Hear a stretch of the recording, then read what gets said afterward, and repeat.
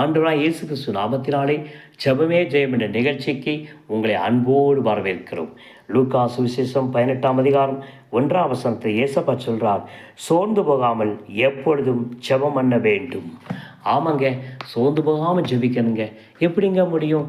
எனக்கு சோறு வந்துடுது, என்னால் ஜெபிக்க முடியலை, என்னால் பைபிளை வாசிக்க முடியலை அப்படிங்கீங்களா?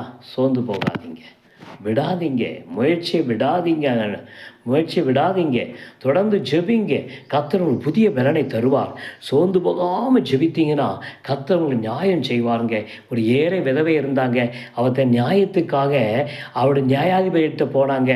டெய்லி போயிட்டே இருந்தா. அந்த மனுஷனுக்கு மனசே இல்லை, இந்த அம்மாவுக்கு உதவி செய்யணுங்கிற நினைவே இல்லை.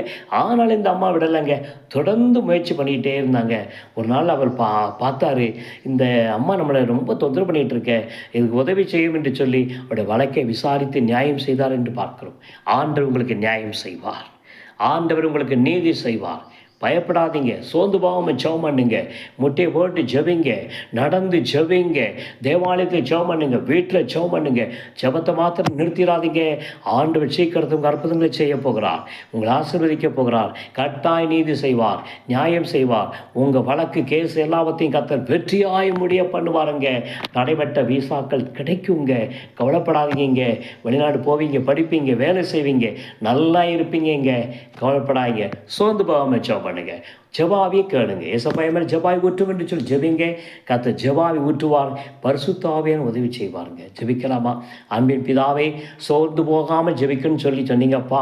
ஒரு உவமையும் சொன்னீங்க ஆண்டவரே. அந்த ஏழை விதவை கர்த்தாவே சோர்ந்து போகாமல் தன் நியாயத்துக்காக போராடினால் ஜெயம் கிடைத்தது என்று சொல்லி பார்க்கிறோமே. நாங்களும் சோர்ந்து போகாமல் ஜெபிக்க எங்களுக்கு ஜெபத்தின் ஆவி தரும்படியாக ஜெபிக்கிறோம். விண்ணப்பத்தின் ஆவி, மன்றாட்டின் ஆவி ஊற்றும்படியாக ஜெபிக்கிறோம். யாரெல்லாம் சோர்ந்து போயிருக்கிறார்களோ உடைய பிள்ளைகள் சோர்வை நீக்கி தொடர்ந்து சோர்ந்து போகாமல் ஜெபித்து ஜெயத்தை பெற்றுக்கொள்ள கிருபை தாரும். நியாயம் செய்யுங்க, நீதி செய்யுங்க, வழக்கில் வெற்றி தரும்படியாக நாங்கள் ஜெபிக்கிறோம். விசா தடைகள் நீங்கும்படியாக நாங்கள் ஜெபிக்கிறோம். வாழ்விலே முன்னேற்றம், உயர்வை இயேசு நாமத்தை கடந்து வருவதாக சோர்ந்து போகாமல் ஜெபிக்க அருள்நாதரே உங்கள் கிருபை தர வேண்டும் என்று ஜெபிக்கிறோம். பரிசுத்த ஆவியானவர் எங்களை பலப்படுத்துங்க, ஆசீர்வதிங்க, தடைகளை நீக்குங்க.